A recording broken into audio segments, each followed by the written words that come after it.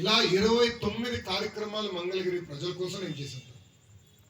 ఇప్పుడు మిమ్మల్ని అందరూ కోరుతున్నాను, గత 25 సంవత్సరాలుగా మీరు 2 కుటుంబాలకు అవకాశం ఇచ్చారు. మొదటిది మురుగుడు హనుమంతరావు గారి కుటుంబం. గురువు గారు 10 సంవత్సరాలు శాసనసభ్యుడిగా చేశారు, దాంట్లో 5 సంవత్సరాలు మంత్రిగా చేశారు. ఆయన తర్వాత కాండ్రు కమల గారు వచ్చారు, ఆమె 5 సంవత్సరాలు శాసనసభ్యురాలుగా పనిచేశారు. గత 2 సార్లు అంటే 10 సంవత్సరాలు ఆల రామకృష్ణారెడ్డి గారికి మీరు అవకాశం ఇచ్చారు. అంటే 2 కుటుంబాలకి 25 సంవత్సరాలు మీరు అవకాశం ఇచ్చారు. మా గుండె పైన ఒక్కసారి చేయబెట్టుకుని ఆలోచించాను. నేను చేసిన సేవా కార్యక్రమాలు 10% వాళ్ళు చేశారని ఆలోచించమంటున్నారు.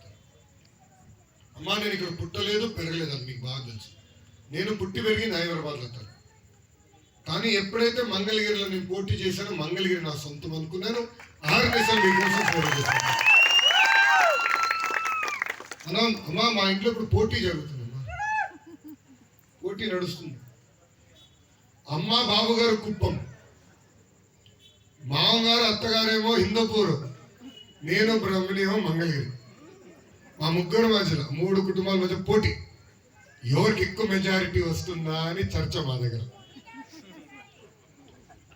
అమ్మా, ఓడిపోయిన వాళ్ళు ఎప్పుడు కాపాడరు, ఓడిపోయిన వాళ్ళు ఎప్పుడు సేవ చేయాలనుకోరు.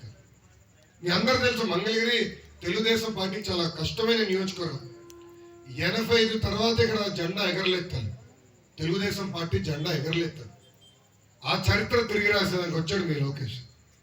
అమ్మ, కంచుకోటలు చాలా ఉన్నాయి. కంచుకోట నియోజకవర్గం